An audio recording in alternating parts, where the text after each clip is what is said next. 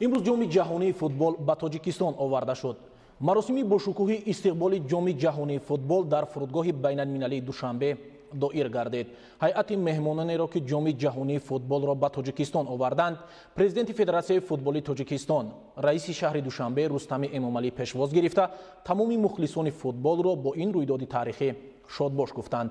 مورد ذکر است که جام جهانی فوتبال را فوتبالباز معروف جهان، قهرمان جهان و اروپا، قهرمان دو کرته لیگ قهرمان‌های اویفا، سابق نیم حمایتگر مشهور منتخب فرانسیا کریستیان کرامبه به دوشنبه آورد. جام مذکور را اینچنین نمایندگان فیفا و شرکت کوکاکولا همراهی نمودند. با اقدام و تشبث فدراسیون فوتبال بین المللی و شرکت کوکاکولا، سایر جام جهان اوید به فوتبال ادامه دارد. باز یک صحیفه تاریخی خاطرماند در مملکت به وقوع پیوست. بار نخست این جام توسط هواپیمای مخصوص به تاجیکستان آورده شد.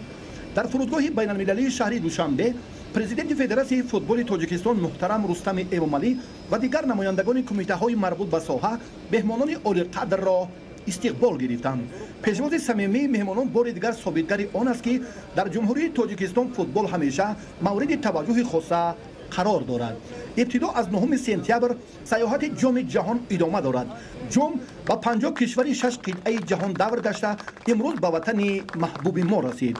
غالب دو کرته چمپیونات جهان و اروپا، سابق بازیگر معروف منتخب فرانسه کریستیان کرامبه از استقبال صمیمانه عرض سپاس نمود.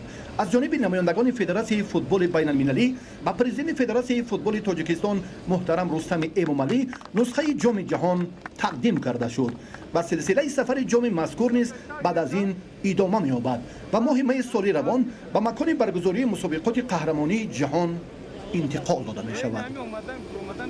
در پی این مراسم با اشتراک مهمانان و مقامات فدراسیون فوتبال تاجیکستان در مجمع کاخ باربد شهر دوشنبه نشست خبری برگزار گردید. جام جهانی فوتبال را که در هواپیمای مخصوص به فرودگاه بین المللی دوشنبه آوردند، فوتبالباز معروف کریستیان کرامبه قهرمان جهان و اروپا، غالب دو کرته لیگ قهرمان‌های اویفا، سابق نیم حمایتگر دسته منتخب ملی فرانسه راهبلدی می‌کند.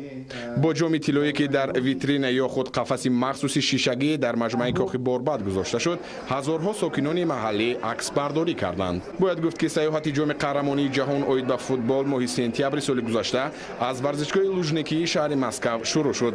خط سیر این سیاحت تا ماه دکبر سال 2017 در 16 شهر روسیه دایر گردید. بعداً جام برای چهارمین بار به سیر جهان برآمد. اولین سیاحت آن سال 2006 دایر شده است. جام جهان تا آغاز مسابقات قهرمانی جهان در روسیه 126,000 کیلومتر را در زیاده از 50 کشور سیر کرده، سپس به مسکو برگردانده می شود. یادآور میشیم که بازی‌های مرحله نهایی قهرمانی فوتبال جهان 2018 از 14 ایون تا 15 ایول سال روان در 12 ورزشگاه 11 شهر روسیه برگزار می شوند. بعد انجام بازی نهایی مسابقات قهرمانی جهان 2018 که 15 ایول در ورزشگاه لوژنیکی مسکو برپا می‌گردد، جام جهانی فوتبال در مراسم با تنطنه به دسته قهرمانی نو جهان تقدیم می‌گردد.